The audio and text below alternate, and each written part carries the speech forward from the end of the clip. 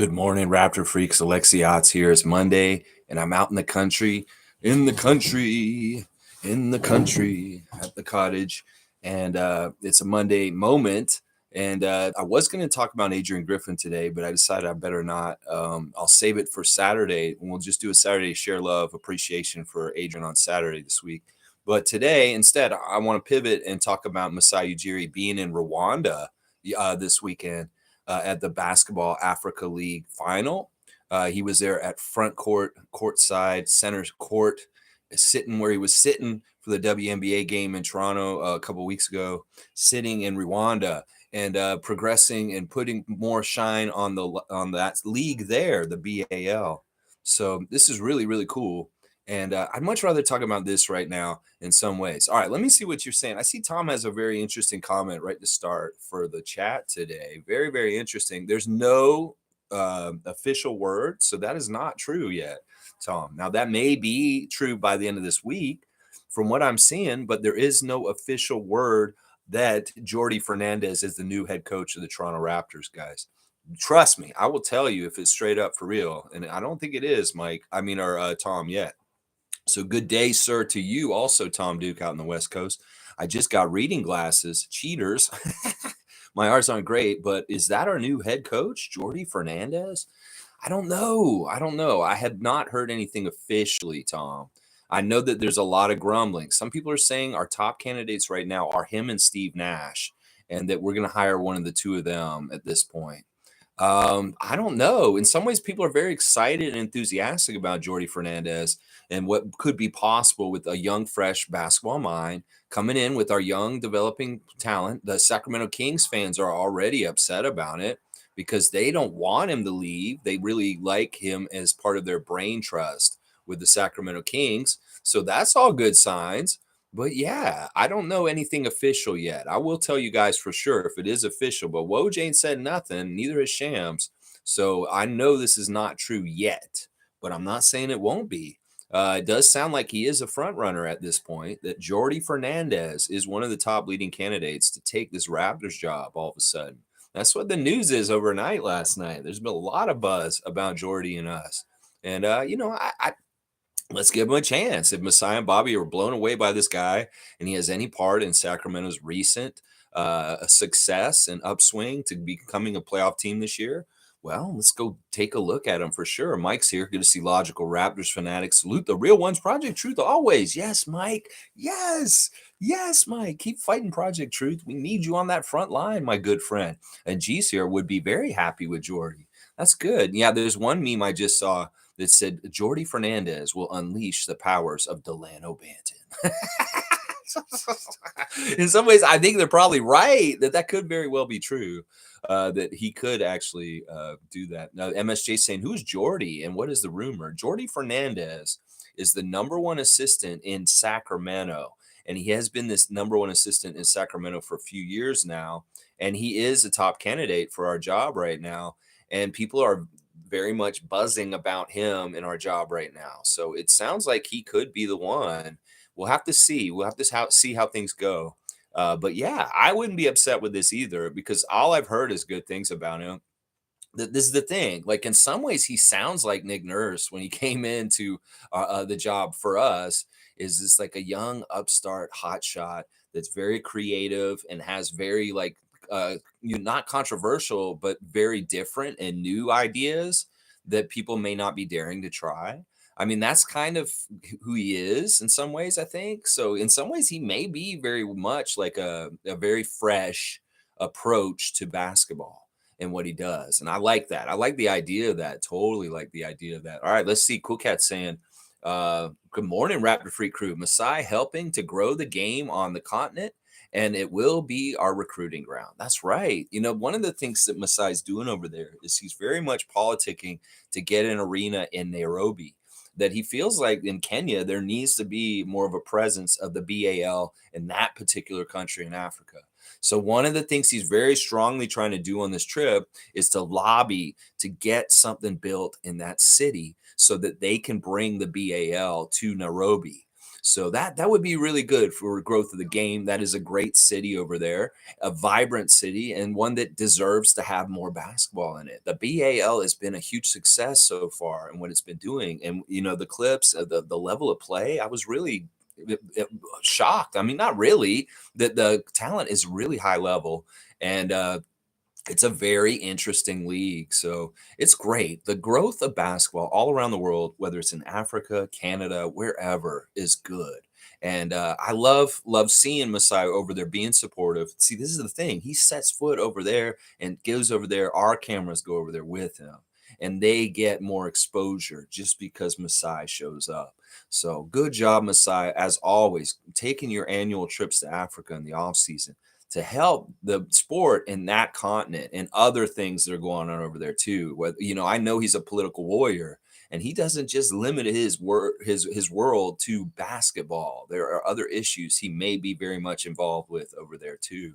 So yeah, you go, Masai. We're celebrating you and your leadership of the Raptors, and also leadership just in general in the basketball world. Yeah, it's good stuff. Good stuff. Yeah, yeah. All right, let's see what else y'all are saying. Fiercey's here. Good morning, Fiercey. I'm glad you saw the part from the stream yesterday, and I saw your message. Listen, this is a mistake that I made in fantasy in the very beginning. Also, it is a little bit of a rookie mistake, but don't worry about it. You can still reclaim and hopefully, you can do two things. You could continue to do what you're doing and just continually like recycle players through your lineup to get like a lot of players every single day. But you're not going to have those good quality people like Candace because she's gone now. But you could do that strategy and it could be very effective for you to get a lot of points over the whole season still. It's just you have to be very much on it and getting a full lineup every single day. Like if you're committed to doing that much work, you could still be a very high ranking team in this league. It's just that you got rid of your best players and it sucks because I hate seeing that. If I had one of your players, I might be picking up one of them because I saw you release some more of them yesterday. I will honestly trade you back a player if I get one of your players just to kind of try and help with this. But don't worry about it. It's still going to be fun. We're still going to learn about the players in the league and the WNBA. And it's really for fun. If you don't want to be too competitive, you might be still competitive. So don't worry about it. It'll all be good. Good morning, fam, and happy Monday. Wishing you an awesome week. If not Sergio, I would be happy about Jordy. Yeah, yeah, for sure. I mean, really a lot of buzz about Jordy this morning. I'm actually surprised how much his name is being associated with the Raptors on online spaces right now, because in some ways he was a little bit talked about, but now he very much is one of our front runners, it seems. So we'll have to see how it goes. Tom Duke's answering MSJ's question. He's a Sacramento assistant coach, and he has a great resume. Okay, I knew nothing was out there, but who is that in the photo with Masai? Okay, on my stream picture, those are officials from Africa. I believe one of the gentlemen in the picture with Masai for the cover photo for this stream is actually the president of Rwanda. I believe it's the gentleman in the middle. And then the other person on the end is just a player and just a basketball official kind of guy in the BAL. So that's who those three are, Tom. I believe that's the Rwanda president in the middle there. So yeah, good stuff. Good stuff. All right, G saying MSJ Fernandez is 40, spent 6 seasons as an assistant coach with the Nuggets before joining the Kings this past campaign. He also spent time with the Cavaliers as a player development. There you go. G giving you the synopsis right there. So he has a little bit of time with also the Nuggets. And the Nuggets are on, of course, on a really upswing, and they've been built up in the last few years also. So that's a really good resume, being a part of the Nuggets and the Kings in recent years. And hey, he's been a part of inertia building, or not inertia, momentum building up towards success. So yeah, that's really good. He's a part of momentum towards success, and that's what we like about Jordy. We want more of that. Fiercey's also saying Masai is keeping busy, and I'm loving it. Stays on the lookout for future talent and also promoting development and opportunities. Yeah, for sure. I mean, of course, it's great for him to be there personally, and he is a representative of our team. That's great for him to scout himself. He is the ultimate scout in some ways. He doesn't forget how to scout just because he's in the front office, and he's not technically totally a scout. He still scouts. I mean, it's just in his blood. It's like if he's going to go somewhere, he's going to watch basketball. He's just inherently going to scout it. So if he's sitting at center court at a BAL game, he's definitely putting his eye on different people that are there.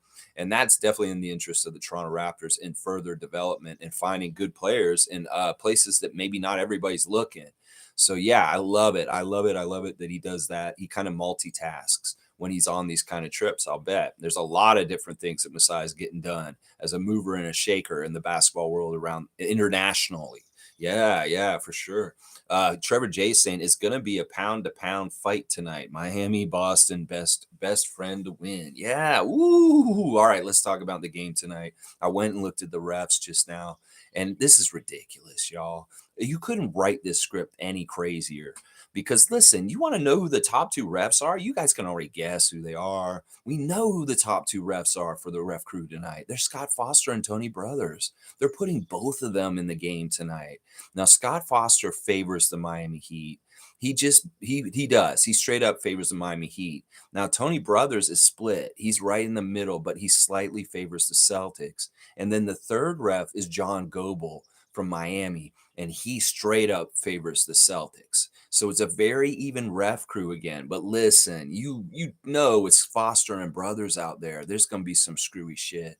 And it could be very, very telling what we see with the manipulation from Scott Foster and Tony Brothers tonight. What happens? I fully expect that the NBA wants the Celtics to complete this, to come back, and they will very much be hampering the Miami Heat and not helping them at all. In fact, them being on the road and everything, somebody's trying to say that Spoelstra is guaranteeing a win tonight. No, he's not. And that quote they're using, he's saying, I don't know how we're going to go up there and get this win, but we have to find some way and we will. That is not a very confident statement. Seriously, somebody who's saying, I don't know how we're going to do this.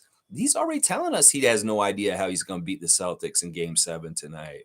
So I have no confidence in the Heat. And I know that the ESPN and NBA and everybody, the script writers, want the Celtics to break this history and make this happen. They're just too close. The momentum's on their side. They're at home. And it's just too good of script writing that it just seems like this is inevitable. I feel so bad for Heat Nation. I mean, they literally had it in their hands on Saturday night. They had it, and some people, I seen footage of people at their weddings, Heat fans, celebrating that the Heat had already won, and then the Derek White shot counted, and they ended up losing. So this is a really crazy situation that the Heat should have never gotten to this point with. Seriously. What are you doing, y'all? Y'all had a 3-0 lead, and you're going to let this happen. I really, really do hope Miami somehow, some way does not let history happen, but I have no faith in it. And honestly, with Scott Foster and Tony Brothers there, the master manipulators of games on the underlying with the refereeing, yeah, they're going to steer the Celtics to the finals against the Nuggets. And I hate to say that, but it's just how it's going to look and how it feels right now. It's crazy. Holy crap. Good to see you, Trevor, as always. Cool Cat saying, I listened to an interview with Jordy and I like his philosophies. He has a PhD in sports psychology, also was an assistant coach for Nigeria's Olympic national team and Spanish basketball coach. Wow. See, that's great resume stuff for sure. I like that PhD. So listen, he has a PhD also. So he's technically a doctorate. That's something that's very nice on his resume. Like, look, he hasn't been a head coach yet. So he would be the fourth head coach in the history of the NBA with a PhD because Adrian's just coming in as third, coming in and getting his job just now. And Nick and Dr. Jack Ramsey are the only other two PhDs in the history of the NBA. So Jordy would actually be a PhD coming in automatically. That's actually fantastic. I love hearing that, Cool Cat. I'd forgotten that he had a sports psychology background. I did read that before when I read his Wikipedia way back when I made the coaching the spreadsheet. But that's a fantastic background. And then you snap on top of that, he's an assistant coach for Nigeria's Olympic basketball team. Well, he probably will have an easy time associating and getting along with some of our players since some of them have origins from Nigeria. And, that can't hurt either. The makeup of our team has a very strong a contingency from the continent of Africa. And, this could be actually really, really good for bonding him with our players. And then the Spanish basketball coach stuff, well, that sounds like he knows people like Mark Gasol and Jose Calderon and Sergio and other people. So he may, yeah, this is all good what Cool Cat's saying here. And this is making me feel real good about it. This is what I wanted, a little enthusiasm, a little excitement about the candidate and who they possibly could be and how they can help the Raptors win better next year. And Jordy's going to bring that. It seems like it. I like it. Logical saying, I'm not familiar with Jordy, but he sounds interesting. Well, it's cool. He's 40 years old. He's been in really good programs that are building right now. So, I mean, what's not to like in some ways? In some ways, it's like he was our dark horse candidate starting out. Well, it sounds like he did really well in the interview. And the other thing is, he's getting a lot of interest from the other teams that are looking also. Like he's on the short list for Phoenix also. So in some ways, maybe we will jump in and grab him before maybe the Suns decide they want him or something like that. Although it really is sounding like Nick's going to Phoenix. Although it sounds like Nick is picking between the two PH teams, that it's either the Sixers or the Suns for him. You pick wisely, Nick Nurse. I'll tell you that right now. You pick wisely. Yeah, you go to Philadelphia. Ooh, it's on, man. It's on. I'm telling you right now. Oh my gosh. MSJ saying, okay, perfect. I don't follow the Kings, but if he has come through Denver too, sounds like a great idea. He'll have an offensive game plan, no doubt. And that's what I think we all want to see happen here. Yeah. Yeah, totally. We need a more cohesive, competent offense. We need somebody who's going to tell these guys some X's and O's. You run around him this way, you cut this way, you look for him here, boom, there's a drop off, bam, easy basket. We want that kind of stuff. We've been crying out for it for 2 years. It may be something that we see very early this season with Coach Fernandez possibly being our coach. And we're going to be like, this is a breath of fresh air. Oh my gosh, our offense is moving so sweet and so nice. And we're not working as hard to make baskets. How is this possible? Man, Nick Nurse was really messing us up. That may be how we're talking come around November. Seriously, that could very well be it. So let's see. Fiercey is saying, thank you, Lex. We learn by making mistakes. It's all good. In some ways, you could say it's not even a mistake in some ways, Fiercey. It's just a strategy. I've seen people employ this strategy in matchup with no limit on transactions before. It's just a lot of work. And, listen, like you said, this is your first time playing fantasy. There's going to be rookie mistakes sometimes. Let me bringing this up. We've completed the first matchup. Yesterday was the last day for the first matchup of matchups. Bam, bam, bam. So starting today, we're going into the second week of matchups. So you have a new opponent starting tomorrow. There's no games today in the WNBA. And we'll go over who won their games in the first week and the first matchups. We have, of course, I beat Tom in a pretty strong matchup against Tom. I beat him pretty good as far as this first week of games. And then we have Edmund and the Scarborough Sizzle coming up big over Nako in the end, 571 to 493. Then Tada did lose to David and the Floppers. So Floppers winning their matchup. Monique winning over Fiercey in the first week matchup. And then we have MK beating Cool Cat in the other first round matchup of the first week of the matchups. Now, the second week matchups are me and Nako the Nacho. Fiercey is playing Bradley, Canadian Cowboy. We have Scarborough Sizzle Race Mode Daily is playing Cool Cat. And then we've got David Saborn and the Philadelphia Floppers are playing Tom Duke and the West Coast Tyrannosauruses.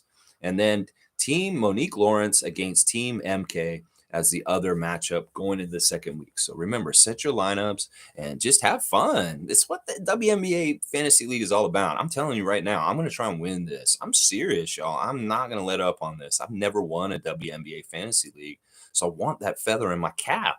I'm talking trash. Yeah. Fun guy saying, oh, great setting, man. My kind of setting to relax with my beautiful girlfriend, Mary Jane. You know what? I should get Mary Jane. I could go ahead and smoke right on the show today. I'm outside. Why not?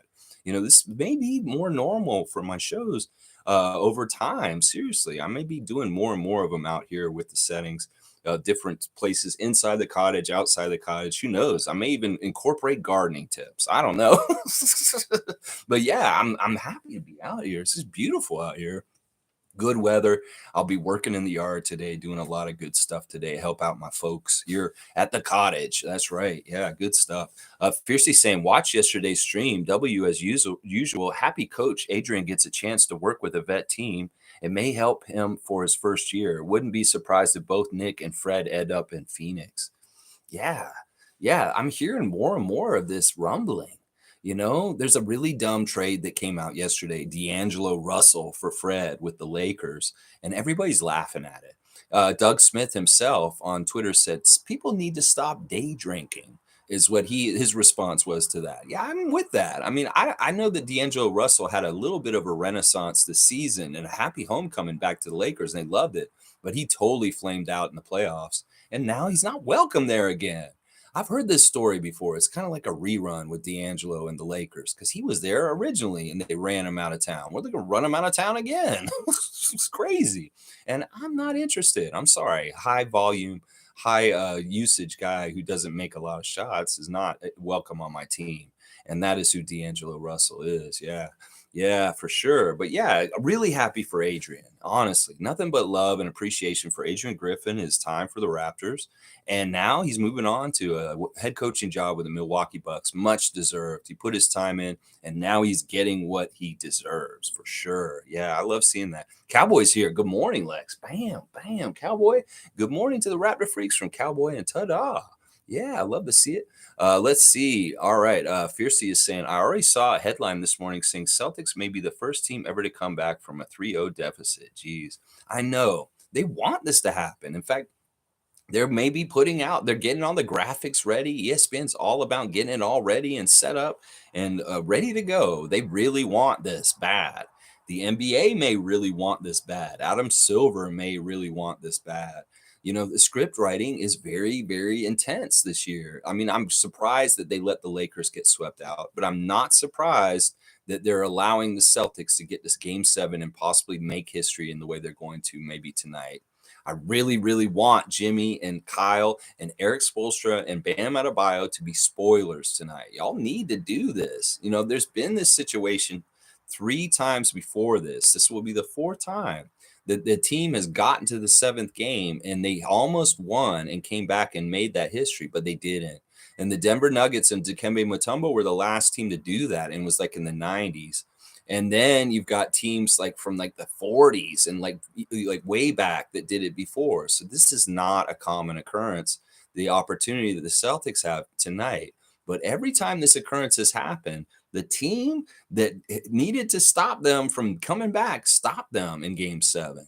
So the chance and the history of things is on the Heat side, but not really. The momentum is not there for them. The home court is not there for them. And the league is not there for them. So they're going to have to, man, they made it really hard on themselves. In some ways, I wish that Jimmy and Kyle and Bam hadn't slacked so much in the last 3 games, too much, so that they couldn't just finish the job on one of the 3 opportunities they've already had. If Jimmy plays just a little bit better in any of those 3 games, they don't have to be in this situation tonight. And he probably knows that. In fact, all the trash talking he did at the beginning of the season is going to come back to bite him.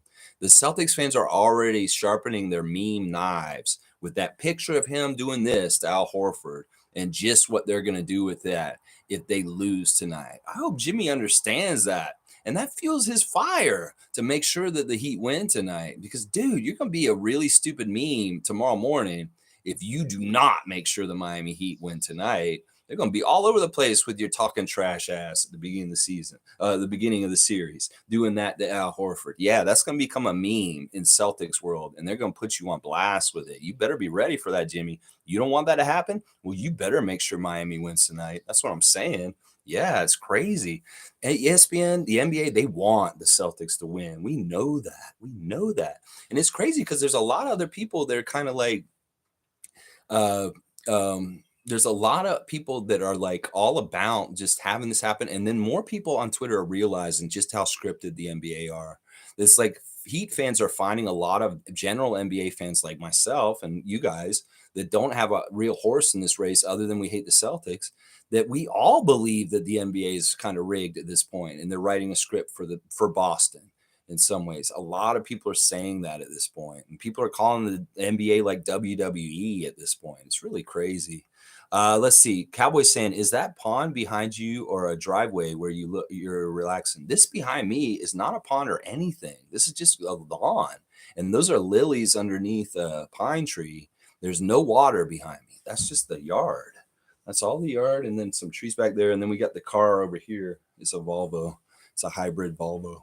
All right, let's see. G saying, adding to Jordy's summary, he worked under Mike Brown, Mike Malone in Denver, both great coaches. He worked with LeBron James and Jokic. This would be great for Scotty.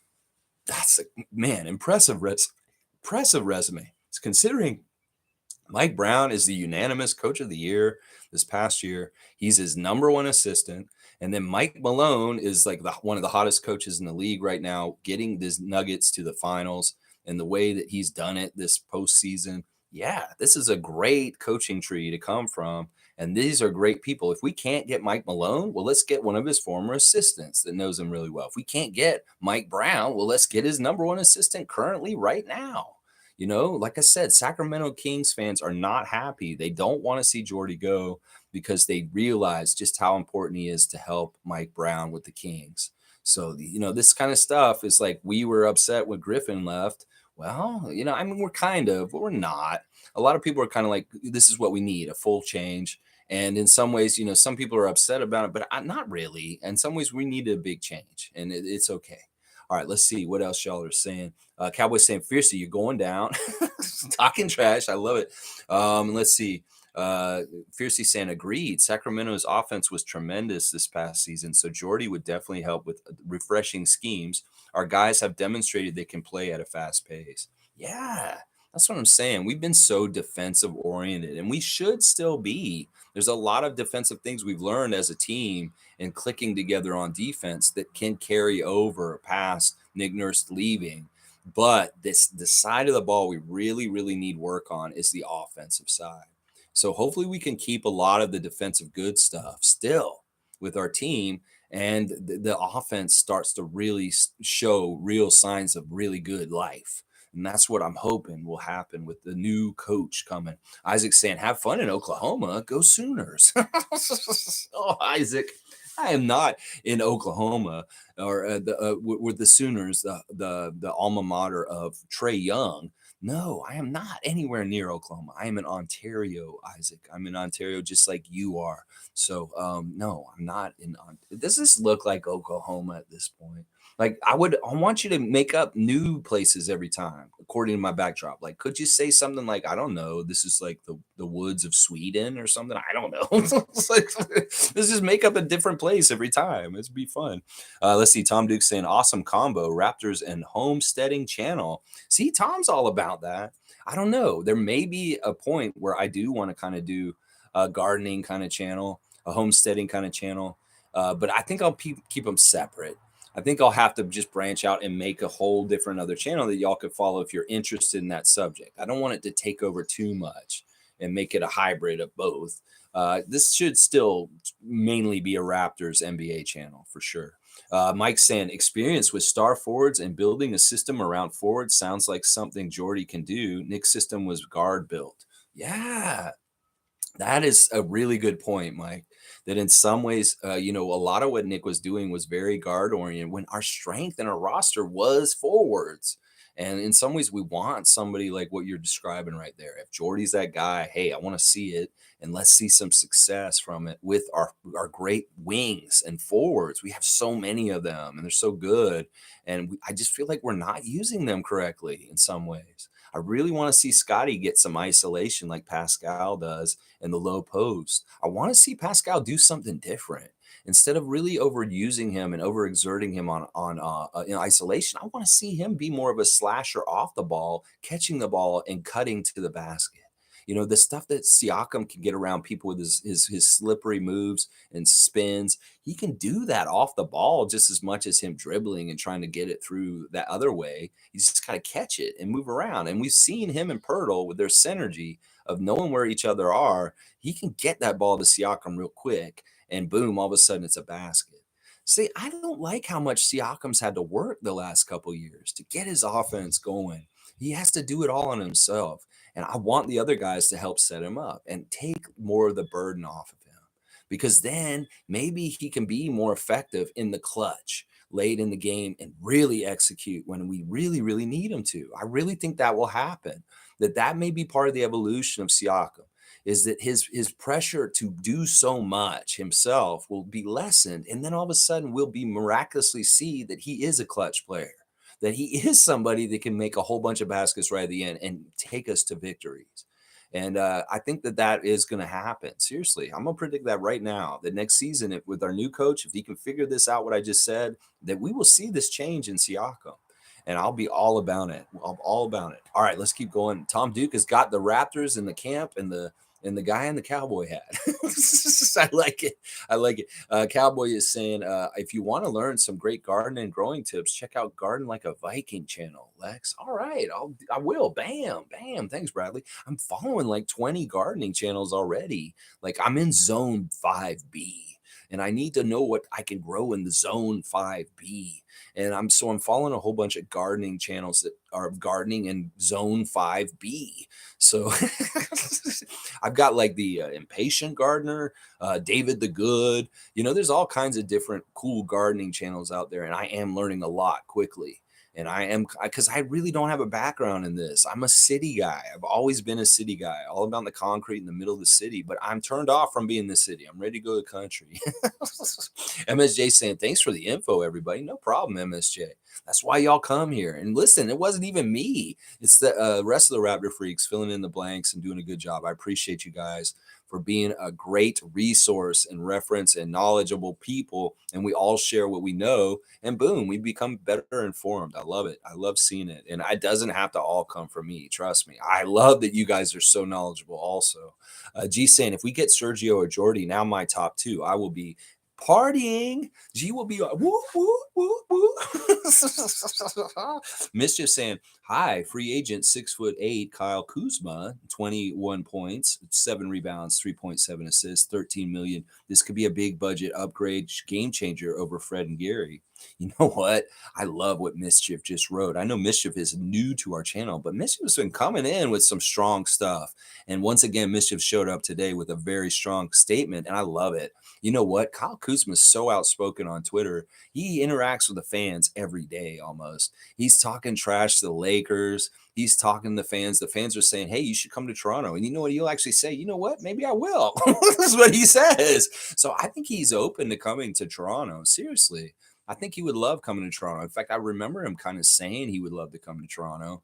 I know the Wizards hate how much he's on Twitter, but whatever. He's a free agent. He probably is going to be leaving this summer. And I love this. I think this Mischief's exactly right, that this dude would be an upgrade. We know he's a baller. He's a scorer. This guy can shoot from the outside. He's a great at attacking the rim, and he can fill it up. This dude scores a lot, Kuzma. So in some ways, he is very interesting as an addition to our team for next year. And well, let's see how it works. Let's see if this is something that does come to fruition. But I love it, Mischief. I would not mind Kyle Kuzma showing up in a Raptors jersey next season. Seriously, seriously. He's a weird guy, and some people like have a problem with his personality, but I think he's a cool dude. I think he's actually a good dude. I thought he was a little aloof when he first came into the league, but I've learned more and more about his personality, who he is, and he seems like a nice guy. I don't think he's a toxic person. I think that he was one of the people that was actually good for the Lakers, but they sent him away. And now they're seeing like these other people are more toxic that they did choose instead, like Russell instead of him. Fiercey's laughing at Cowboy. That's right. There's a little box in the WNBA fantasy where y'all can talk trash directly to each other. I was sending Tom memes and like gifs, and I don't think Tom even saw them. There was trash talk towards you, Tom, in the first week. I don't know if you saw it. if you want to use it, use it. It's fun. Be creative with your trash talk. MSJ saying Oklahoma, laugh out loud, looks like north of Lake Superior. There you go. I'm in Keswick or Kenora. I'm in Kenora. That's where I am right now. I'm in uh the upper delta or something. I don't know. Cool Cat saying we just need effective two-way playing, both offensive and defensive plays. Yes. Yeah, save some of the energy for the offense this year, guys. Yeah, I know you did really good work on defense last year, running all crazy all over the place because Nick told you to. Well, maybe we'll have a scheme where you don't have to exert so much on the defensive end, and you'll have some gas saved for the offensive end. That's really what I'm hoping for. We get a little more balance. Oh, the mosquitoes. They aren't biting, though. They're here, but they're not biting. They're just buzzing around. Let's see. Leslie is here. Good to see Leslie Hart, one of my favorite Raptor freaks. Been here for quite a while. One of the originals, Leslie Hart, on a Monday morning. Let's get this week started right. Miami has to win convincingly tonight. They can't let the refs be the seventh man of the year. If the Heat and Celtics are really, really separated by 10 points or less, seventh man will win the game. I know that's the other part of it. They can't be messing around with these close games because even with the game in hand for Miami, right at the last second, we see how the opportunity for Boston is to steal it, and very much in Game 6 just on Saturday night. So they need a good margin. They need to kind of beat them the way they were beating them earlier in the series, as far as like getting a huge lead and kind of breaking Boston's spirit. I don't know if that's in the cards in any kind of way. That crowd's not going to let down because they know how important a Game 7 is. So the Miami Heat are really in a bad place. I hate this so much. Now, some people are saying, are they going to, if they lose tonight, are they going to fire Spoelstra because of this, because of the trend of firing coaches? And this is a huge fail. Like, some people are trying to paint this already as one of the biggest failures in NBA history if the Heat lose tonight. They're going to try and say that. Seriously, this is crazy. The bigger the margin the Heat can get, the less that Tony Brothers and Scott Foster can screw around with the game. This is just the truth. G saying Cowboy checked out Bilal. Very interesting. He seems like a Messiah player. All right. Monique did go do the research yesterday on Bilal, and she dropped a 2.5-hour clip of him. I was like, what is this? Monique gave me a full-length movie of Bilal Coulibaly. And I was like, wait a second, I don't have the time to watch this whole thing. So I didn't watch a whole lot of it, but I did see some of it. And he seemed like a quick moving guy, kind of getting all over the court. He's got his hands all over the place. He's this guy that kind of can get steals and just is annoying. He would really fit well with the scheme of defense that we played last year because he's an agitator. He likes to deflect the ball. He likes to get the ball, and then he likes to score with it. I liked what I saw, but I couldn't watch the whole 2 hours. I'll wait for the cliff notes, the shorter abridged version instead of this 2.5-hour epic film that was dropped in our Facebook chat yesterday by Monique. But thank you, Monique, for bringing it to us and letting us see who he is. But yeah, crazy. I've never seen a highlight clip that was 2.5 hours. Like, this is insane. Seriously, 2.5 hours. Usually these things are like 5 minutes or 2 minutes sometimes. 2.5 hours. So good. It's so good. So good. So good. Yeah. Trevor's saying your background looks like Augusta, Georgia. That's a good place to be. I've been to Augusta many times. Coming from Tallahassee, it's not far from Augusta. And yeah, I know that region of the world. In some ways, it does kind of look like that region of the world. Although there's more fir trees, more cone trees, like pine trees and stuff than down around there, maybe. But I don't know. Augusta, Georgia, I could see that. I'm in Augusta, y'all. All right. I'll go with that. I'm in Augusta. I like that. Let's see. Cowboys saying, you checked him out, G? I agree. He's going to be a star. I think he's only 18, turning 19. Wow. Wow. Yeah, he looked pretty good. Like I said, I liked how much of an agitator he was and just how he's all over the place. The dude was all over the place is what it seemed like to me. Fiercely saying, anything to say during from Instagram or social media check? Sure, let's do that right now. Fiercely, thank you for the cue card. All right, first of all, we got Gary Trent, and he is putting on blast Jordan Bolton, who's at like a family dinner. It seems like Jordan was putting on blast his favorite person, and it's this grandma. She's much older, and she's like, she looks like she may be in her 90s, and she's like shooting birds at the camera. And she's like, seems like a G's, like a gangster. And Jordan Bolden is like, this is my favorite granny. And I don't know who she is and what her relation is to Jordan, but they love each other. And Gary's sharing the love of their relationship also. Even though Gary Trent was not present at this dinner, he's very much putting Jordan Bolton on blast with his grandma friend. And I love it. I love to see that fun. What else happened here? Let's see. Na, na, na. Yeah, he's just got two pictures of it in a row. Pascal, he is still putting on blast Red Bull Canada Racing.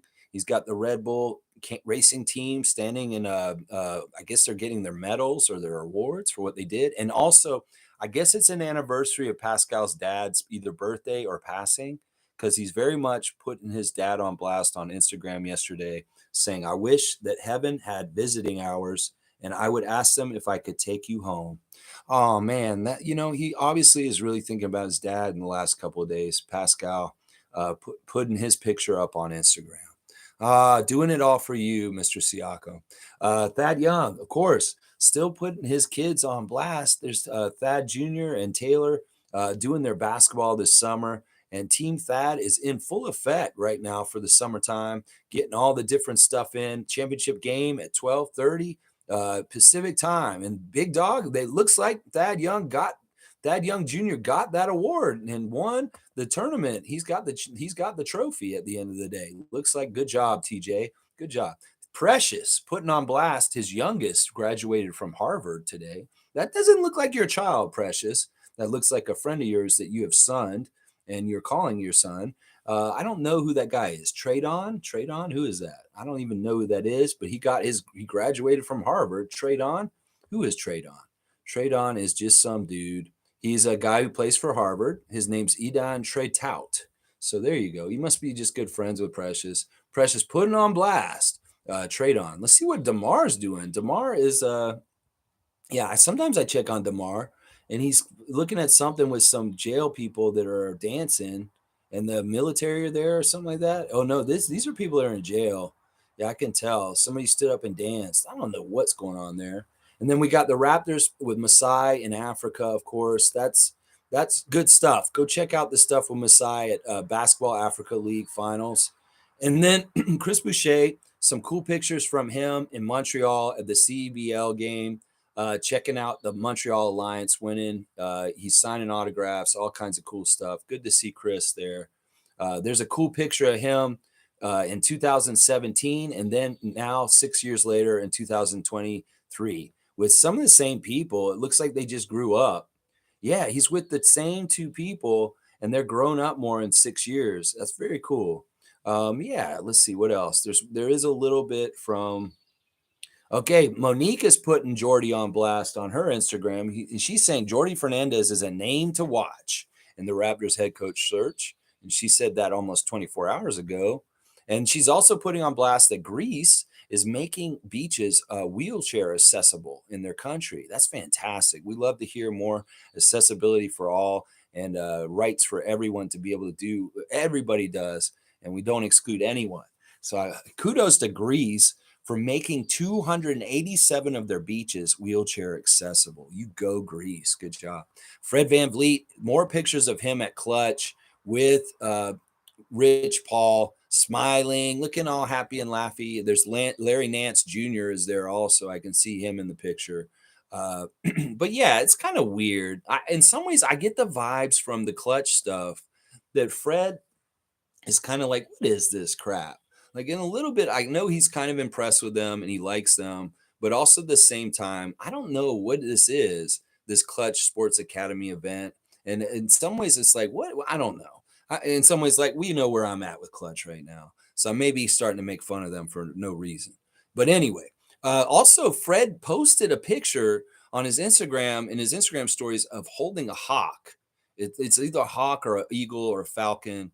And I'll bet what happened was he posted this picture of the hawk, and all the Atlanta fans freaked out and thought he was coming to Atlanta.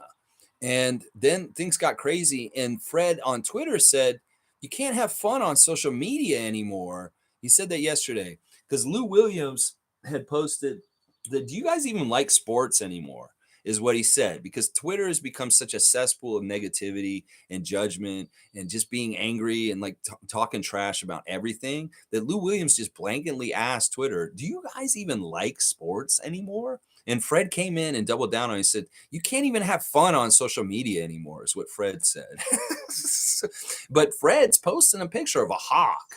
And I don't understand. I don't think that has anything to do with it. I'm not going to read into this and he's trying to go to Atlanta Hawks just because he posted a picture of a hawk. I think he was just at an event and there was a hawk there, or a bird, or whatever kind of bird it is. And he just thought it was cool. So he posted it on social media, and then everybody probably freaked out and overreacted to it and probably started saying, "Oh, you're going to Atlanta. You're going to Atlanta because you're posting a hawk." It's like I could see that being what happened. Seriously. Also, Fred putting a picture up of Fred Jr. and Sana. Very cool to see. It looks like they're in a desert environment. They could very well be in Arizona, and Fred is talking to Phoenix because it looks like he's in the desert from his pictures on Instagram. So there's our Instagram check, real quick. Thanks, Fiercey, for asking for it. That's basically what I'm seeing, what's going on with them right now. It looks like Fred might be in Phoenix right now, honestly. Let's see. Mike is saying when Nick was brought in, our best players were guards, then the 2018-19 forwards playing guards, and 2019-2020 double point guard backcourt, then Tampa and the pivot. Yeah. I mean, I guess you're right. It was very much a Lowry Van Fleet kind of like orientation. Although, I mean, Kawhi, hello, but still, I get it. I get it. And if we can get somebody that uses forwards better, I'm all for it. Seriously, I am all for it. And hopefully, Jordy Fernandez may be that guy. Maybe it's Sergio. We'll have to see who we hire. It'll be good. Cool Cat saying Pascal has not been used effectively since Kyle Lowry left. He has been a clutch player many times under Lowry. Also, I want Scott to realize his dream of being an NBA guard. There you go. Like, seriously. In some ways, we don't want guards. Well, maybe we probably will draft a guard at 13 this year, but maybe not. Maybe we do go get another big man or something. But I agree with this. She's right. When we had Lowry before, Siakam was more effectively used, and now maybe hopefully things can change back to that.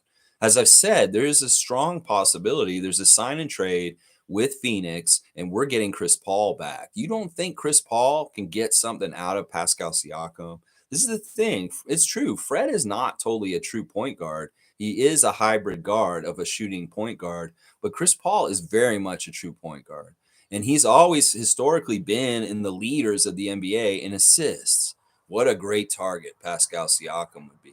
And I'd love to see that, maybe that magic that Siakam had with Lowry come around because Chris Paul is on our team next year because Fred's in a sign and trade with Phoenix. This could be very much what happens. Seriously. I love what you're saying also about Scotty realizing his dream of being an NBA point guard. I'm with you on that also. I think that Scotty, more and more, he can be a distributor and be more like the thing about Scott is I want this. I want him to touch the ball every time down the court. Every single possession the Raptors get, Scotty needs to have the ball go through his hands, whether he's scoring or he's looking for somebody else and setting them up. Because it will just be more effective over time with Scott's great vision and decision making in the instant over time. We'll see more of that. Cool Cat saying also, Lex, cottage life looks good on you. Embrace nature around you and look out for wildlife. I know. Yesterday we were eating in the cottage, and a coyote walked right out in the yard next to where I'm sitting right now. And we were all inside. And it was pretty, it wasn't a huge coyote, but it had something in its mouth. It was eating, and it kind of just strolled through the yard. So yeah, the wildlife is here. Trust me, for sure. And I'm all about being at one with it. I'm not going to be trying to trap animals and hurt them. No, I want to live in one with nature, with the trees, the birds, the plants, the animals, and everybody. That's right. The insects even too. Yeah. Thank you, Cool Cat. And yeah, I enjoy being out here. It's very nice. And now we got internet out here. I can actually film out here. You know, I've been coming out here for a couple of years now. We'd never had internet until last week. And now I can do my stream out here. So maybe more, that's what I'm saying. Maybe more often I'm out here in this environment for my shows. So yeah, Fun Guy saying, I so agree that part of Pascal's clutch problem may come from being so tired later. Part of why I needed Nick Nurse to be out ASAP before he destroyed our guys. And I love the goofy faces too. Yeah. Yeah, it just makes sense. I mean, seriously, you're gonna make this man play the minutes of his jersey number. Well, he's gonna be tired at the end of the game. You playing him 43 minutes? Well, you're gonna be tired. That's just how it works. Cool Cat saying if Kuzma's model girlfriend is Canadian, so he can come on over. Listen, I think this could very much happen, and he would be really interesting to add to our offense. We would have easier time scoring with him around. He would definitely make things easier, and he may really open up things for certain people like OG, Pascal, and Scotty. In some ways, it's kind of doubling down on more of the Vision 6-9, but it does also kind of force, like Cool Cat's saying, Scotty to be more of the point guard more and more. In some ways, we want to throw him into the deep end and really make him make mistakes so that he just gets better faster. And we might need to do that if Fred's gone. We may need to go through a tough time with Scotty really running point, even if he's making a lot of mistakes, just to get the reps and get better and better at it sooner.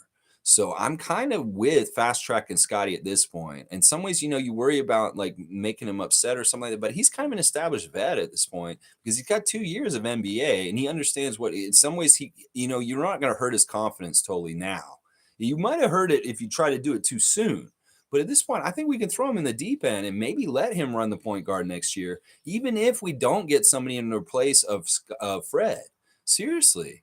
MSJ saying, hey, I was going to ask if it's not our step, but the national team, starting for me, SGA, Murray, Barrett, Brooks, Olnick, Small, but lots of firepower, Mathurin, Dort, and Sharp off the bench. That team sounds stacked and nasty. MSJ, Team Canada, hello. They will be a force. And if we can get that exact team down for the stuff this summer, maybe we do have a chance to make the Olympics. In some ways, I kind of want Nick to be like such an asshole. He's like, y'all want me off Team Canada too? Well, I'm not going to lose. I'm going to go to the Philippines and I'm going to kick so much butt that we get an Olympic berth against all the odds, against France, against Spain, against Latvia, against all these other teams in our pool. And we just get in. And then, so you can see them flying around my face right now. Then we get in and you can't get rid of me, Team Canada, because I'm actually going to be coaching in the Olympics. That's what I'm saying. Nick, you go ahead. You want to be a jerk? You want to be an asshole like that? Go and kick ass for Team Canada this summer so we don't have you like going away from Team Canada and you get to coach them next year in the Olympics. The prestige and the weirdness of all that would be fantastic. In some ways, I love that. That's that friction that Masai Ujiri's talking about. We need some of that friction. Well, maybe Nick Nurse will have a chip on his shoulder coaching Team Canada. And with that kind of talent, maybe the recipe's right for Canada to rise up and make themselves a force in international basketball and get an Olympic berth. That would be so amazing. Seriously, I might actually like Nick Nurse after that again. Seriously, real quick. That may make me like forget. Well, wait, I'll be like okay with him until September. And then I see he's on the sideline of the Sixers. But I'll be like, well, yeah, Nick, Team Canada, woo! I don't know. But that team you just laid out, MSJ, that is nasty. That is a nasty team. You got Jamal Murray. Holy crap. Oh my gosh, that's such a good team. I don't think they're that small either. You could take one of them out and put them on the bench and put Powell in there, and you've got a regular size starting lineup. You put Dwight Powell in there as a defensive four. You got Olnick as starting center as a vet and a very experienced Olympic player or international player. And boom, you take Brooks and put him on the bench as a specialist. And then you put Powell in that starting lineup instead. Boom, that's a regular size starting lineup. And they will be very, very good. Fun Guy saying 2.5 hours of Raptors highlights. And Lex, make sure to get some nice pics if you see a black bear. There's actually a camp close by that feeds herds of bears. It's amazing seeing it on YouTube. That's cool. Yeah, I don't know. Like, I know we've seen deer here. I don't think we've had a bear. Yeah, we did have a bear. There's a little shack on the property that my grandfather used for different things, and it's kind of abandoned and decrepit and fallen apart. And we swear that a bear lived in it for a little while because this property's been in my family for like, I don't know, 60, 70 years. And now like we've been away from it. And when my grandmother got older, she stopped coming out here regularly. She was the one who was keeping it up. Well, now my parents and I are kind of coming back and kind of bringing it back to life. And the old shack over there, a bear was living in it, apparently. So, but I haven't seen any bears around here. If I see one, we may need to purchase some bear spray just in case. I've had some crazy stories from one of my friends in Tallahassee who used to go hunting all the time in the Apalachicola forest. And some of the times them bears, he would have encounters with bears were hilarious to me. There's one time he had to be up in a tree for 12 hours because a bear was hanging around underneath him. He's up in a tree stand in a tree. I was like, oh, it's so crazy. It's so crazy. All right, Cool Cat saying, where is Monique's Bilal clip at? Okay, I could go get it. Hang on just a sec. Let me go to Facebook and I'll just switch over to the right account so I can just get Monique's clip. Yeah, it's 2.5 hours. It's insane. I've never seen a highlight clip of a player like that that long. It's just insane. It's so long. All right, where's the Raptors chat that we do? Where's our Raptors chat? There it is. Tom's smiling on it. All right, hang on. Here we go. No. She also posted something really cool about whatchamacallit, about Chris Boucher's best friend Ibrahim, an interview that he did with Mike Roach that is really good. All right, here I'm putting it in the chat. The clip for Bilal Koulibaly. Yeah. All right, there. Okay, next. Mike is saying Gasol playing like a point guard and Kawhi playmaking more than ever with us. Nick was asking the forwards to develop their guard skills and trying to relieve on it wasn't consistent enough. Forwards need more. Yeah, we don't need to live in the past anymore, Mike. We got to go forward, and we go forward with who we got, and we can go forward and make the best of everything. It's just like that Police song. When the world is running down, you make the best of what's still around. And it's not that the world's running down. It feels like it in some ways in Raptors Nation, but it really isn't. We're going to figure it all out, and we're just going to be a new edition of the Raptors, and it's going to be fun. It's going to be very fun. I love new additions of the Raptors because there's so much promise and possibility, and that's what I'm looking forward to for next season. The promise of possibility. Cowboy saying, thanks, Mo. I don't have Facebook, but wish I could watch it. Bam. Well, Cowboy, it's in the chat. You can see it now. I put that link in there. You can find it. Trevor J saying, I cannot wait for the announcement of our new head coach. I'm going to speculate that we're going to know by Saturday, guys. I'm going to say this right now. One way or another, we're going to know by Saturday, whether it's Sergio and waiting for him to finish in the European League by June the 2nd, or it's Jordi Fernandez and we're going to get that job to him on Friday, or it's somebody totally different that is one of our candidates. I'm going to speculate that we're going to have a head coach in place by Saturday this week. I'm going to say that right now. I may not be right, but feel like it's, Adrian getting hired by Milwaukee is, like I said, the first domino. It could very well be that Nick's hired around Wednesday, and then we make our hire around the weekend. I think Nick's going to get hired soon. And I hope it's Suns. I really, really do hope that it is the Phoenix Suns that he's coaching next year and not the Sixers. In some ways, the Sixers is really messed up. In some ways, does Nick Nurse get along with Joel Embiid? It seems like Joel doesn't like Nick Nurse. This could very well be a similar thing to like Giannis and Nick Nurse, where he's like, yeah, I'd rather Adrian Griffin over Giannis. Well, it could be Joel saying, I don't want Nick Nurse because I don't respect him. I told him to shut up, and he told me to shut up. Something like that. Seriously, we got to think about that. Joel's the most important player in Philadelphia right now. Does he get along with Nick? Maybe not. It may be that they're not good personalities to mesh. Think about that. Like Joel may be kind of lazy and he's the figurehead of the group in some ways. And Nick may push him and he may not like how he pushes him. And then they're all of a sudden dumpster fire. Maybe you should hire him, Philadelphia. Maybe you should hire him. Hire Nick Nurse. I'd love to see what happens there. That'd be funny too, actually. Let's see. Infamous saying, salute freaks. If Fred is with us, it will give away the direction we are going. No to Chris Paul. I know a lot of people, you said this before too. And it really is the Scott Foster, Chris Paul referee stuff, but forget about all that. Chris Paul's a great player to have on your team overall. Now, seriously, he won't be around for that long if he is on the Raptors, at the most 2 or 3 years.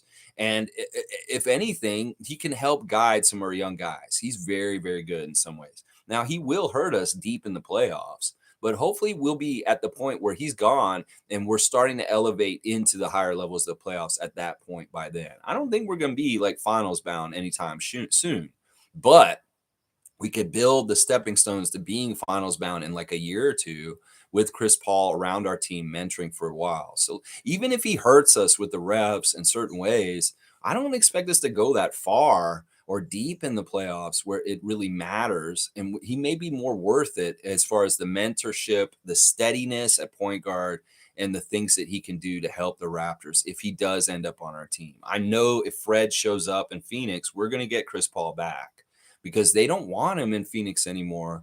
And they want to change from him. And in some ways, he is the replacement coming the other way as far as quality point guards for Fred if we do a sign and trade.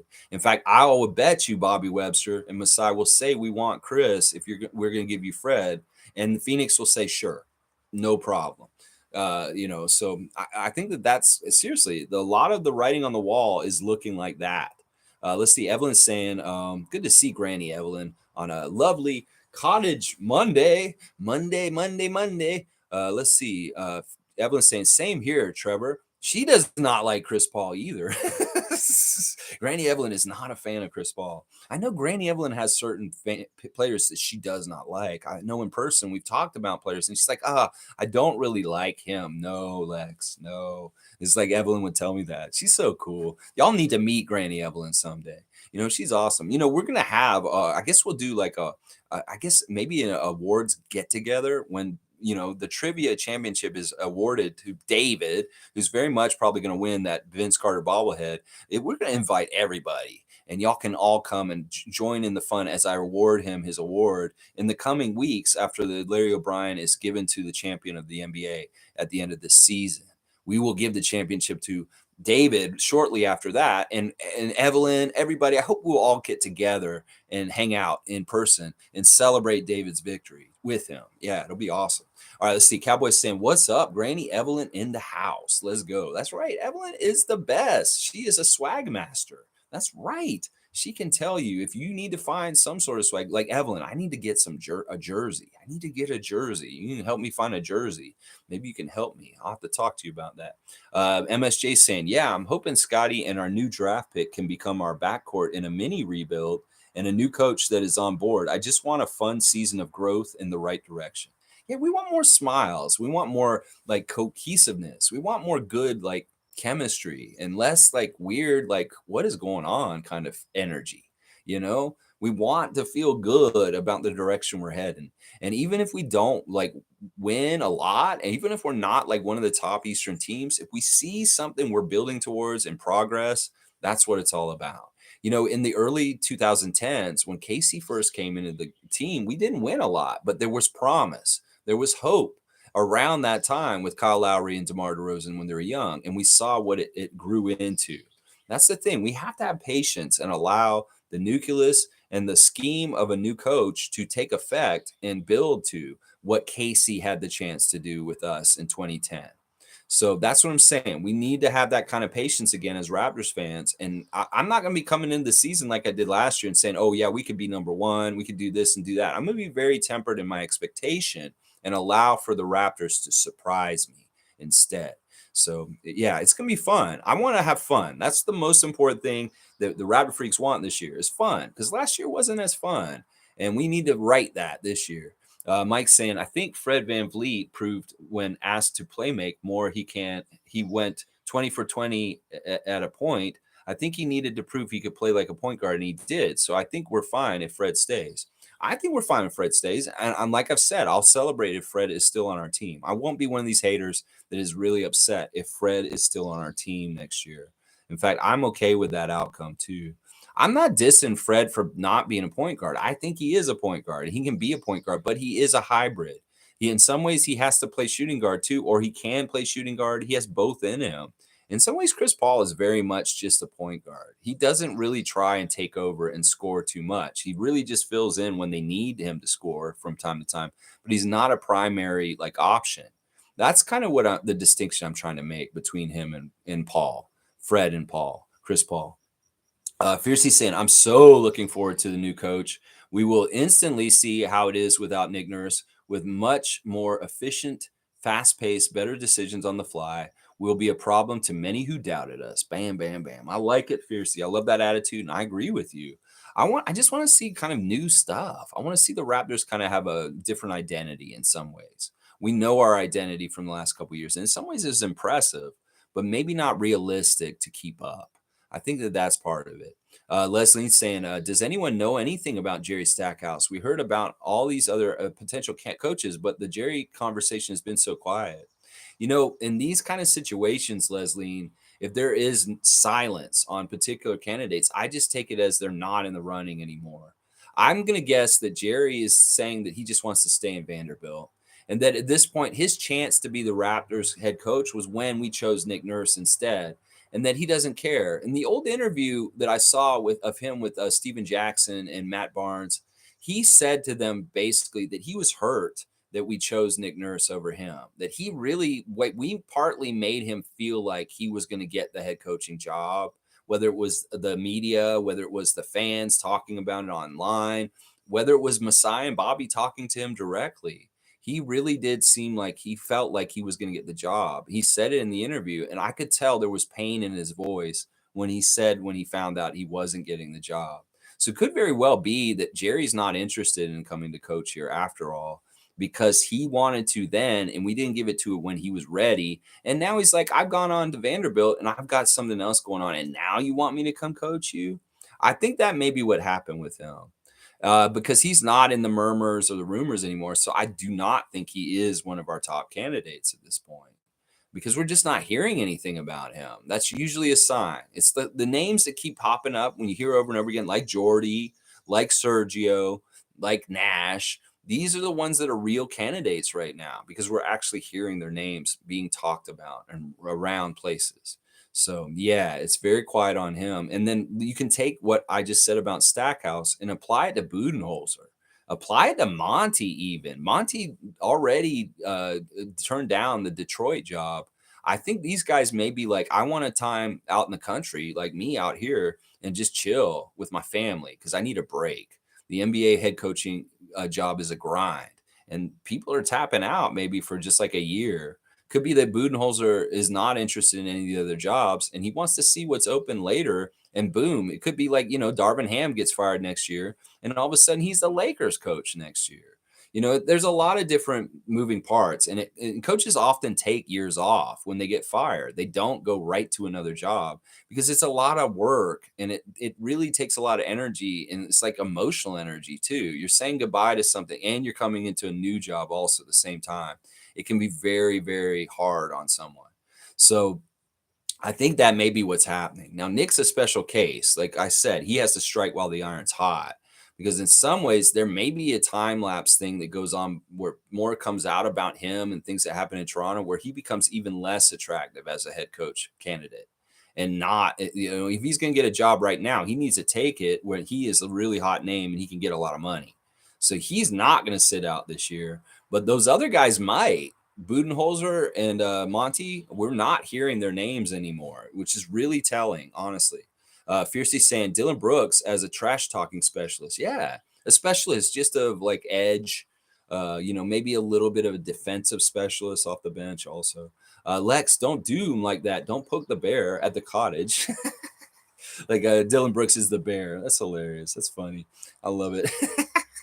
MSJ saying at Fiercey, I think so. Nick Nurse had the team bogged down on offense, and if Fred is gone, the offense will look like that game we blew the doors off in Atlanta. I saw the future in that game. Laugh out loud. I love the eyes too. Yeah, there is a lot of like the Fred haters have said like we get rid of Fred, and all of a sudden all kinds of things open up mysteriously get better. That could very well be true. That we could see a lot of differences. You can get rid of Nick and Fred. That's a huge change to how our team looks and who's going to get the water. It could be very different who the new coach wants to put the ball in the hands of. And without Fred kind of dictating things on the court, with somebody totally different dictating the things on the court, that will make a huge change in how we do things, obviously. It's a different coach and different team captain and point guard on the court. So, yeah, we'll have to see. Cool Cat saying, I want Scotty in the point guard for our team. And Jakob is the next distributor. Pascal, the third playmaker, that would be lots of sharing of the ball for all 4 quarters, substituting them everywhere. I like that. These guys are all playmakers, but we do still need traditional size point guard and some sort of backup point guard. I loved hearing Corey Joseph's name as possibly our mid-level exception because listen, we had a weakness at backup point guard last season. Well, you go and get Mr. Number 6, who wore the 6 in the 6, Corey Joseph from Toronto, and you put him on our team again. That could be really cool. I know he was really cool with Casey. Corey Joseph's very close with Dwayne Casey, and that's part of the reason why he went to Detroit and played for Detroit as his vet point guard off the bench in recent years. In some ways, I don't think Corey Joseph really liked Nick Nurse, but it could be Nick Nurse is gone, and Corey Joseph's like, I'd love to come back to my hometown and play for Toronto again in this new era. This is not unheard of, and I think Corey Joseph would be a great MLE for us. He's a great vet. He's really solid on defense, and he's not going to make a lot of mistakes at this point in his career. He's at a different place than he was when he was in a Raptors jersey before. So in some ways, him as our backup point guard may be really good. Although we got Jeff, we got a other couple other projects, but yeah, there you go. I mean, I like your idea of Scotty being the main guy, and definitely Jakob needs to be a passer on this team. He's just too good at it. We need to utilize that. Some ways I want Siakam to be more the guy getting the passes, but he's also a very good passer for a forward. Also, you are exactly right. We'll have to see who first. We got to get the head coach, and then we'll have to see what happens with Fred, and we'll see what else happens too. Logical saying people who only care about winning, like Nick Nurse, Lowry, Fred, etc. In some ways you can care only about winning, but in some ways that right kind of like hurts your character in some ways. I get it. There's more to life though than just winning. And in some ways that's part of the problem with the things around the NBA at this point is we only care if you win the championship. You could be a very successful team and win a lot, like the Utah Jazz used to with John Stockton and Karl Malone. And they got tons of respect, even though they never won a championship. They'll always be looked at as like, wow, those guys were winners. But did they ever win? No, they didn't. But in today's NBA culture, you have to win or you're a loser. You could be in the finals for 3 years in a row and lose every single time, and you'll just be a loser. That there are levels to success, and there's different levels. And the end, everything, all or nothing kind of attitude is really bad for sports. And it's part of the problem here. Maybe in some ways, these guys are a little too crazy about winning is everything. I could say there is an extreme that is not healthy. Let's just put it that way. Now, everybody should want to be competitive and want to win, but at some point, where is it becomes toxic? That's what I'm asking. Infamous is saying Chris would want to be on a championship contending team. No way he would accept a trade here. I don't believe that. I think you're wrong on that. I know it's partly because he wants the clock ticking. His clock is ticking, and you think that he'd want to come here because he's still trying to win a championship. In some ways, him and Dame Lillard are very similar. They're saying, you guys are not going to define me about whether I win a championship or not. That they're kind of being defined in that way. They're being rebels and saying, you know what, my career's good anyway. I did really good job. I'll be a Hall of Famer without getting a championship.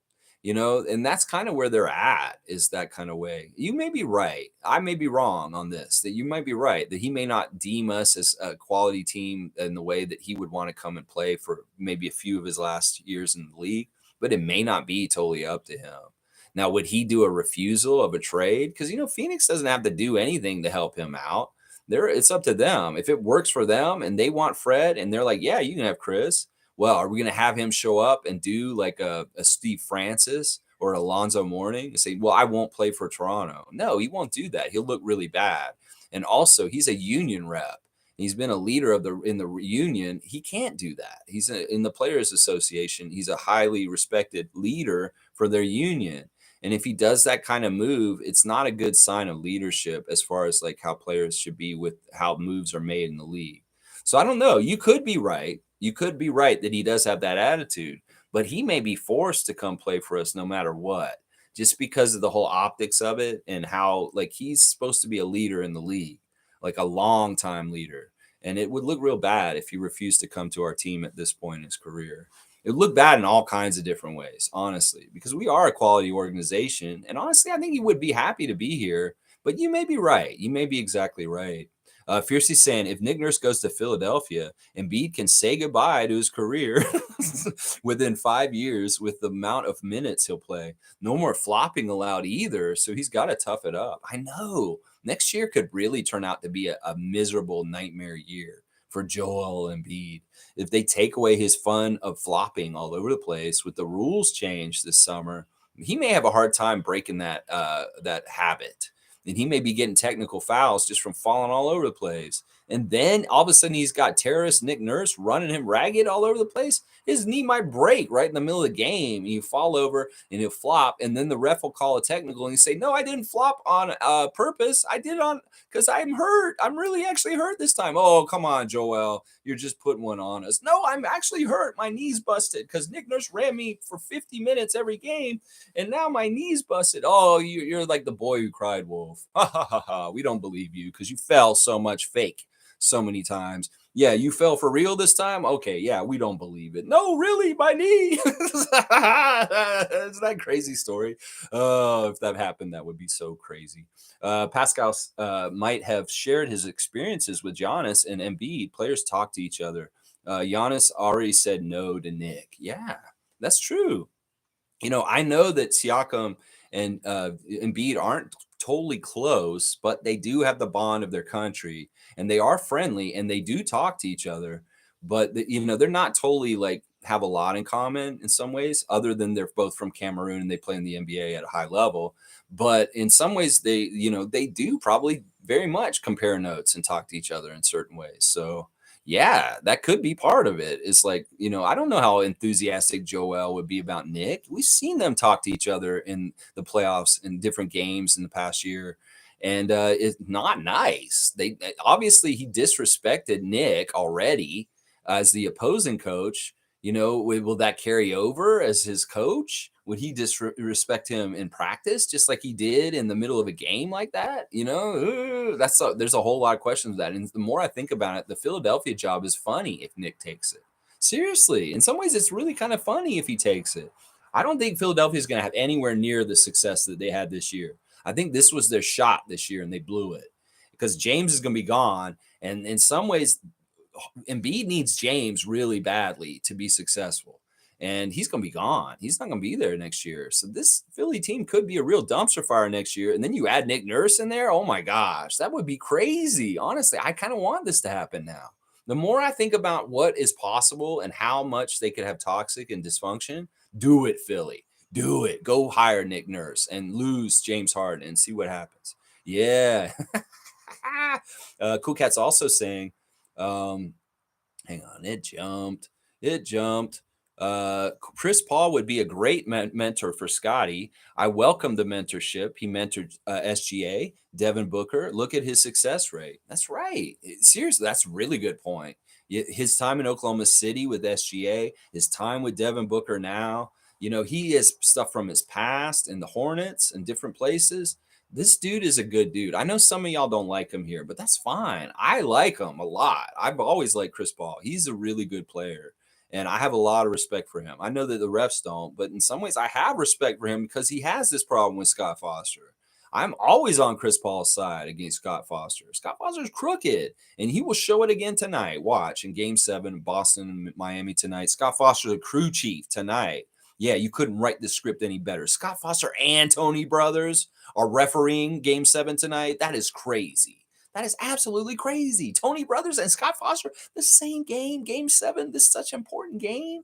Oh my gosh. Oh my gosh. We're going to be watching you guys because we know you're going to be doing some funny stuff tonight. Yeah. Evelyn's saying, thanks for all the love, Bradley and Lex. Can't wait to see all the freaks. There you go. We will let you know the time and the place, Evelyn. And I know you'll show up. And we'll all get together and we'll have a laugh and talk Raptors and maybe make fun jokes, just like we did when we were at Real Sports that day with Greg and Tom and everybody. That was such a good day when Tom was in town and everybody got together down there at Real Sports.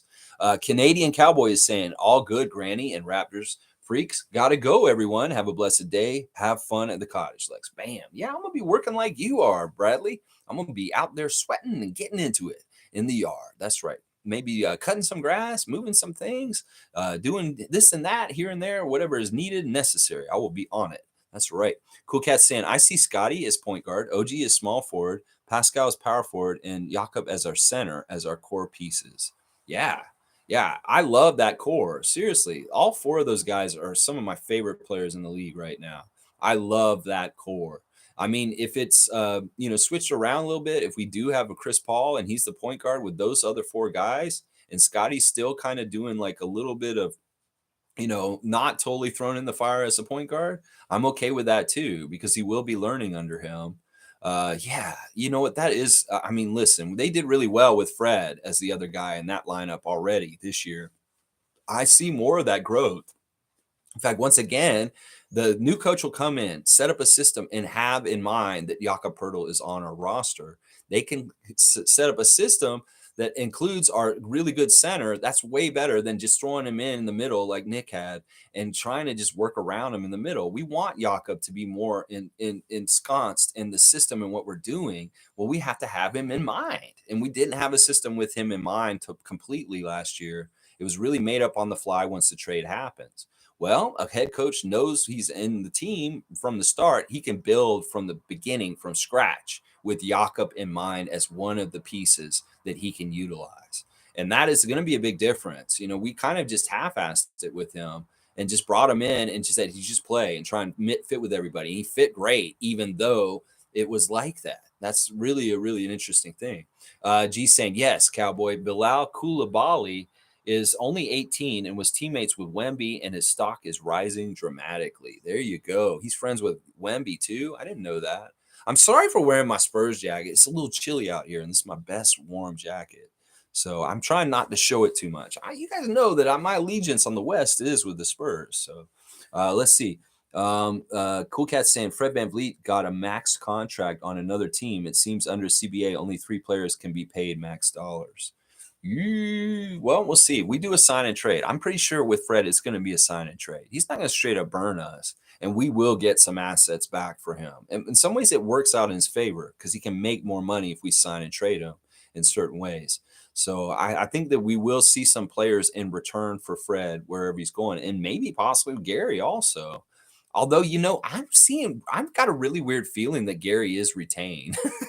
Seriously, like if we still have Gary Trent Jr. on our team next year, are y'all gonna be upset? I'm not gonna be. I'll be very happy and surprised that Gary's still on our team. I'll be happy, seriously, because he is somebody I'd like to keep too. But I don't know how realistic it is. But we're seeing signs from the social media of the Raptors and him himself that he is still gonna be a Raptor next year. It's really interesting.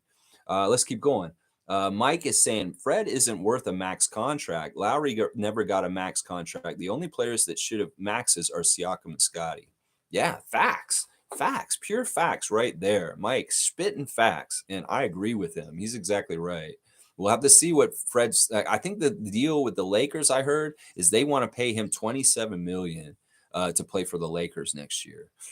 27. See, we were right around 20 to 25. Well, they're willing to pay him 27. $100 million contract for 4 years. That's 25 million. And that's right around where Fred should be for next year, right? Right, Mike? Well, somebody may be willing to pay the 2 extra million, like the Lakers, I'm hearing, and he would get 27 million. And we may not be willing to go that much higher or to that height. That's going to be part of the factoring with Fred. Cowboys saying, I hope we get him at 13. Let's go, Raptors. I think he would be a great player for us. Man, Cowboy really likes Koulibaly. Yeah. All right. We're going to remember this. The Cowboy's big on this kid, and we'll have to see how it all shakes out. Leslie's saying, if we replace Fred, we need to get someone better. It doesn't make sense. We need a floor general.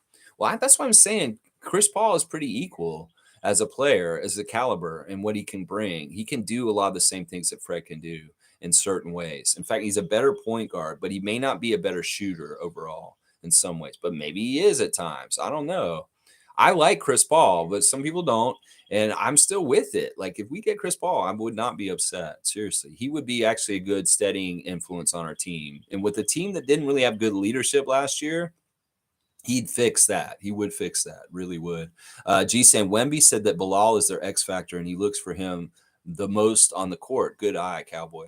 You know, I've noticed in the Wemby highlights, there's a guy he always seems to find with crazy passes. Is that who it is? Like, I didn't put that connection to the highlights I was watching yesterday. The dude that Wemby's been throwing these crazy across court passes out of the blue. Is it Koulibaly that he is hitting those shots? I bet that is. Cool Cat saying Pascal said he and Embiid are friends. They just compete hard on the court, and their cities in Cameroon are competitors in general. Ha ha ha. Yeah, it's a friendly rivalry. I'm sure it's a frenemy kind of thing. You know, some people have told me that in Cameroon, the place where and Embiid is from is kind of like is a rougher city, and then the place where Pascal is from is kind of like a nicer city, and that there is a real rivalry between their two cities, and that is part of what drives them. But the bond of their being countrymen and stuff like that is really strong. And you know, it's a friendly rivalry. There's not like it's bitter and they're mad at each other or anything. But there is a rivalry and there's a lot of shit talk. Like apparently some of their phone conversations are basically like talking about what city is better and putting down the other city, because it's really common in Cameroon to have those kind of like rivalries between those cities. So they're just carrying that kind of thing to the NBA and kind of talking trash about the opposite places city. It could very well be that Siakam calls up Embiid and he says, "You know, the food in your country, in your city, is really bad. Well, your buildings are crappy and they are ugly. Oh yeah, well your transportation system's not that good because my dad worked on ours. Oh yeah, well you know, it could be dumb stuff like that they're saying on their phone sometimes. Mike's saying 28 to 30 million is fair for Fred with the cap inflation coming. Okay, all right, okay. So Mike's dropping knowledge as far as with what's going to happen with the salary cap, the new TV deals, the money that's going to be coming into the NBA. That for Fred at this point, 28 to 30 million is okay in Mike's book. Okay, good to know, like the factor in that. See, I'm thinking about the old numbers. Like the old numbers were like 20 to 25 million for Fred, but you're saying that at this point 28 to 30 million is okay for Fred at this point. Wow. Wow. Well, you know, I know a lot of Raptor fans would not be okay with us paying him that kind of money in the years to come. I know a lot of them would not. All right, Fiercey has got the comments cut off, and I'm just right there at it. So let me just do a wrap up real quick and get done at 90 minutes. Really, really good stuff seeing Masai once again at the Basketball Africa League Championship last night in Kigali, Rwanda. He is there, of course, representing the NBA, but also the Raptors. And really cool to see him. He's there with a former NBA player, Luol Deng, is there sitting in front court with him also, along with the president of Rwanda and other dignitaries from that country and stuff like that. You go, Masai Ujiri. I'm so happy you're the captain of the captain of the Raptors ship, and that you're the one steering us with your vision. It's so important to have one person in charge. And thank God for the Raptors. It's Masai Ujiri, and everybody who's coming after him, talking trash about him, shut up. Y'all need to not run that man out of town. If it's a Ted Rogers III burner account that's putting all this bullshit on Twitter about how we need to fire Masai, y'all need to stop your burner account bullshit, Eric Lewis and Ted Rogers, and influencing, trying to get influence from people and turning them against Masai Ujiri. Because we need Masai. Trust me, Masai is the right man for the job that he's in, and we need to continue to have him there. All right, lots of stuff on Instagram. Go check them. Scott Foster, Tony Brothers, John Goebel, referees for tonight. Foster favors the Miami Heat. Tony Brothers slightly favors the Boston Celtics. And John Goebel, even though he's a guy from Miami, favors the Boston Celtics. So a very even, if not nefarious, ref crew for Game 7 in Boston tonight. Yeah, Scott Foster and Tony Brothers. You couldn't write a script much worse than that. Really, really crazy. Now, the NBA is saying that they went over everything in the end of the game for Game 6 in the last two-minute report. And everything that happened with the clock that we talked about yesterday was all fine. Only things that happened was there were two missed calls that went against the Boston Celtics, is what they're saying. There were two missed calls that would have helped the Celtics, and they won anyway. So they're saying everything's fine. That's why I don't really believe these last 2-minute reports, because sometimes you're used as propaganda to support whatever the outcome of the game is. Since they can easily say, well, Boston should have won anyway because we missed two calls that would have favored them. That's bullshit. They can write that thing up however they want to. Seriously, I really know that at this point. All right, y'all. Second matchup of the WNBA Fantasy League is starting this week. So get on it, and you have a clean slate against your opponent. So check out your matchups and get your lineup set so you can get to a good start on the next matchup. Y'all, thanks for watching me. Please like, comment, subscribe, and share the Raptors Freak channel. All the best Raptors information daily at 9:30 in the morning. Talking Raptors every single day. Cool Cat saying OG commands a big payday. That's why we can't afford Fred or Pascal. So one of them will have to be moved. There you go. It's somebody's got to go. And in some ways, listen, Vision 6'9" is Bobby Webster's vision. And Fred's not 6'9". And in some ways, that's why we got to get that money to those other guys. Let's go, Race Mode Daily. You go, Edmund, winning your first matchup. Get ready for your second one. It's starting tomorrow. All right, y'all. Thanks for watching once again. Let's go, Raptors. We're going to get a new head coach, hopefully by Saturday. This is what I'm predicting. Is it going to be Jordy? Is it going to be Sergio? Who will it be? We're going to have to find out in the days to come. And hopefully it'll be a fantastic hire, and we'll all have a rejuvenation of enthusiasm for the Toronto Raptors from it. All right, guys, have a great Monday. I know I'm going to. You see what I've got ahead of me, behind me. Yeah, Mike's saying OG's number will be determined next season, and it's based on how consistent he can play with the ball and shoot in the mid-range. That's an issue in things, but an asset on a contract is better than a sign and trade. There you go. Thanks, Mike. And Dana wants Jordy. Thanks for watching me. Y'all have a great Monday. And tomorrow, Tuesday Trivia. Be back for Classic Jurassic Tuesday Trivia tomorrow, y'all. We know we're going to have another subject, so be ready for that 9:30.